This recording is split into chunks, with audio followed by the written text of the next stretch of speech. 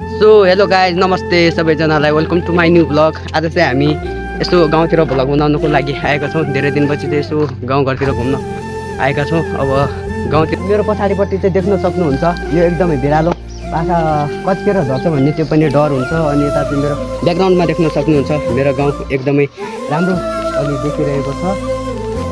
अब हजुरहरूलाई हामी देखाउन चाहन्छौँ अब पुरानो परापूर्व कालदेखिको नै एकदमै पुरानो पिपलको रुख अनि पँधेरोहरू देखाउन गइरहेका छौँ। सो आउनु यो देख्न सक्नुहुन्छ यो चाहिँ एकदमै परापूर्व कालदेखि नै एकदमै पहिलादेखि पहिला हाम्रो बुवा आमा पनि सानै हुनुहुन्छ होला त्यतिखेर नै यो एउटा देखाउनु पिपलको ठ्याक्कै तल मुनि एकदमै पुरानो पवित्र पँधेरो रहेको देख्न सक्नुहुन्छ र मेरो पछाडिपट्टि ब्याकग्राउन्डमा देख्न सक्नुहुन्छ एकदमै पुरानो पिपल जो अहिले चाहिँ ठुलो मात्रामा हामीले देख्न सक्छौँ।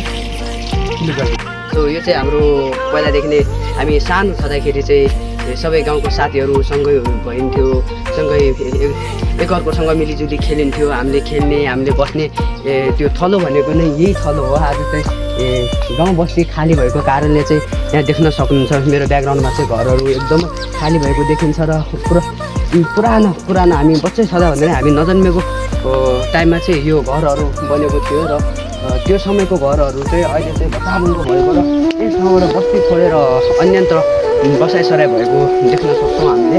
यतापट्टि चाहिँ घरहरू पुरै भत्किसकेको अहिले चाहिँ बस्ती खाली हुँदै कोही कतै गइरहेको देख्न सकिन्छ।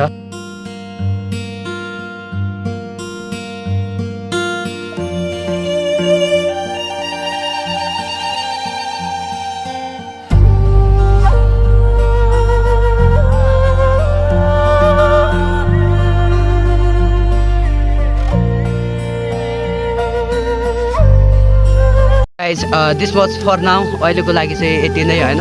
यो भ्लग चाहिँ यति नै। अब नेक्स्ट पार्टमा हजुरहरूलाई हामीले पहिला बाख्रा गोरु लगेर चराउने ठाउँलाई चाहिँ अब हाम्रो नेक्स्ट आउने भ्लगमा चाहिँ तपाईँले हेर्न सक्नुहुन्छ, देख्न सक्नुहुन्छ। छिट्टै नै आउने छ, 1-2 दिनभित्र नै। साथ दिनु होला, सबैले सपोर्ट माया गरिराख्नु होला।